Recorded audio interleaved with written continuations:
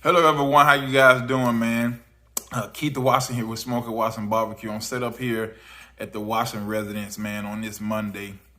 When we first started this channel, I wanted to highlight other chefs, other people in the Louisiana area who was doing barbecue because, unfortunately, Louisiana one of those states that don't get as much recognition about barbecue as state like Texas, the Carolinas, Kansas, Missouri, Tennessee.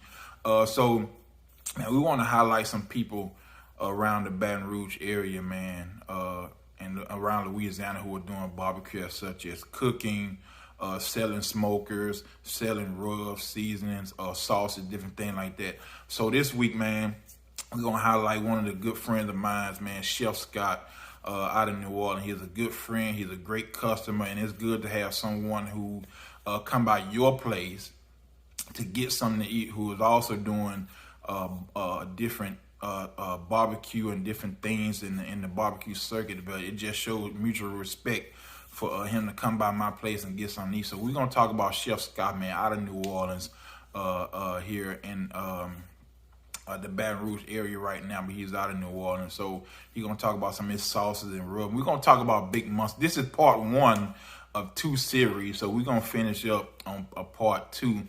And we're going to get that out to you guys too. But right now, for now further delay, this is Chef Scott.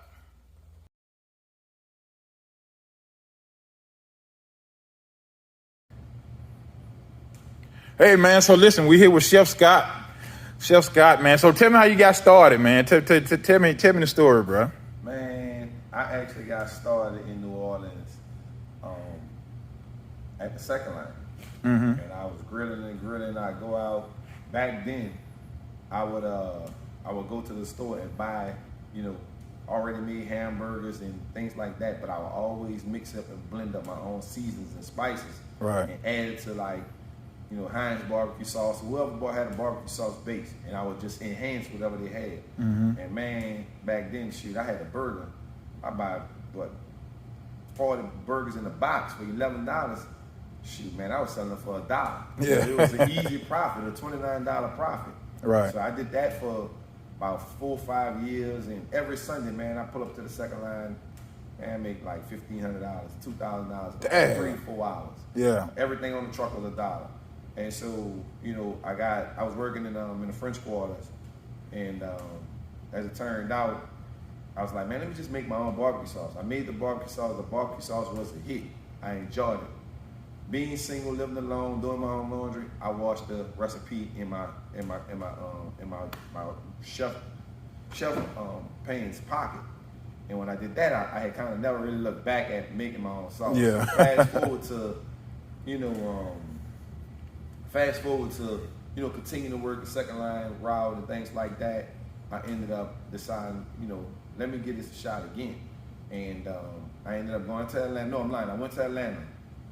Right after Katrina, I was already there, and I started teaching at a cooking school.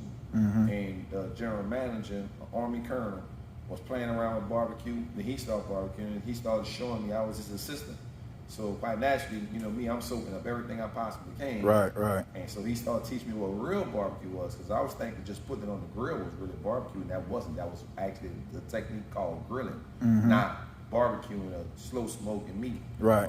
So I learned a little bit more about it. I read up on it. I studied. I learned everything that he was able to teach me.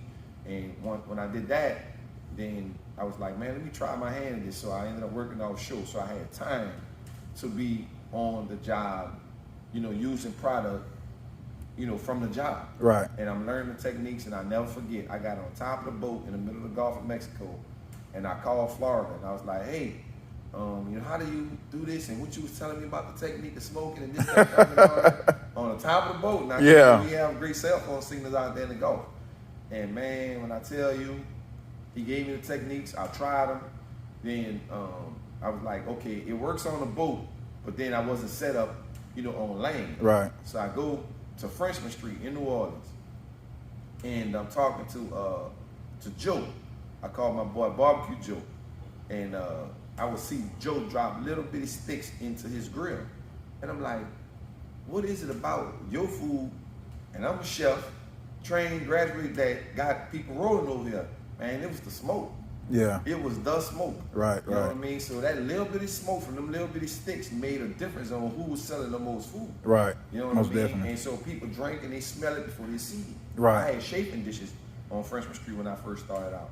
And I said to myself, I said, nah, I gotta get me a grill. You know what I mean? And I knew from the the grilling aspect of it, but not from the smoking it. The smoke part of it that is the main attraction. Right. And the of course, the flavor, is unparalleled to anything.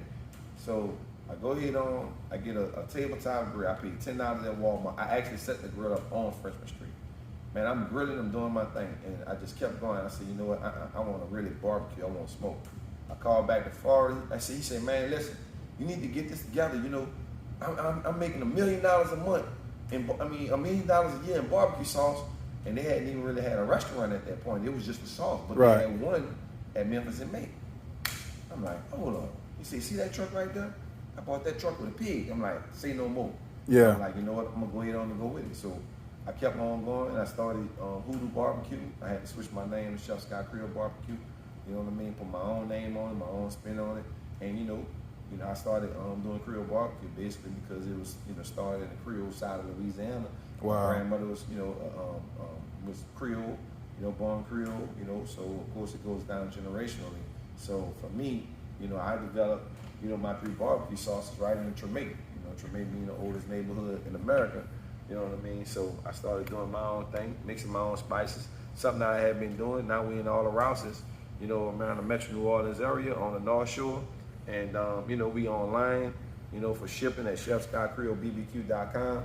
But, if nothing else, you know what I mean, you catch me, in New Orleans on my food trucks. I have a couple of food trucks we move around with. We expanded to Baton Rouge, so we're trying to, get something going here in Baton Rouge. We have a really good following with all the folks that come out from, to New Orleans for Bayou Classic and things like that. So a lot of people know me, know us, and, know what we do and appreciate the product. So, it was almost a no-brainer when the opportunity came to move to Baton Rouge. So, nonetheless, you know what I mean? You're just gonna do what you always do. You know what I mean? Catch me out some nightclubs. You know what I mean? I done hit Bella Noche one night. I done hit, Romeo's. So you'll definitely see me, coming up and moving around Baton Rouge. LSU, more LSU Southern games and things like that. So, the opportunity to serve people good food is vast. You just gotta know how to find them, when to find them, and be willing to stay out there as long as they are. But you definitely be able to catch us. I got the big monster back, so the big monster, we're gonna be able to put out more wings and everything. So it's definitely a good thing to have my big smoker back, so we can get back to smoking these ribs and briskets. That's what's up. Check us out. You find me on Instagram, find me on Facebook, Chef Scott Creole BBQ, or either Chef Scott on Facebook. Either way, you know what I mean? Check with me, see where we at. I'll let you know where we at and you get it moving.